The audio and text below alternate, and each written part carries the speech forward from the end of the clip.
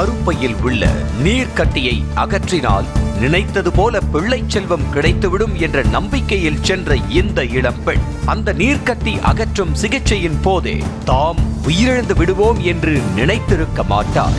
லேப்ராஸ்கோப்ல மைனரான ஒரு சர்ஜரி தான். இதுக்கு நீங்கள் ஒரு மாதம் டேப்லெட் எடுங்கன்னு சொல்லி டேப்லெட்லாம் கொடுத்து 1 மாதத்துக்கு அப்புறம் அந்த டேட்டை ஃபிக்ஸ் பண்ணி காசை கட்டுங்க. எங்களோட ஹெட்டு பிரான்ச்சு மந்தவெளியில் இருக்குது. மந்தவெளியில் நாங்கள் எங்களோட ஹெட் ஆஃபீஸ் இருக்கிறதுனால அங்கே எல்லா ஃபெசிலிட்டியும் இருக்குது. அங்கே சர்ஜரி பண்ணுறோம், நீங்கள் அங்கே வந்துருங்கன்னு சொன்னாங்க. பணத்தை கட்டுங்க, உடனே சீக்கிரமாக பண்ணணும், இந்த டேட்டுக்குள்ளே பண்ணிடணும் அப்படின்னு சொல்லி பணத்தை கட்ட வச்சு அந்த டேட்டில் எங்களை எல்லாரையும் வர வச்சு 6 மணிக்கெல்லாம் நாங்கள் அங்கே போய் அட்மிஷன் ஆனோம் சார். காலை 9 மணி அளவில் லேப்ராஸ்கோபிக் செய்ததாக கூறப்படும் நிலையில் மதியம் 2 மணி ஆகியும் அமல சோஃபியா கண் விழிக்கவில்லை என்றும் அதனால் மருத்துவர்கள் அருகே உள்ள தனியார் மருத்துவமனைக்கு அனுப்பி வைத்ததாகவும் கூறப்படுகிறது.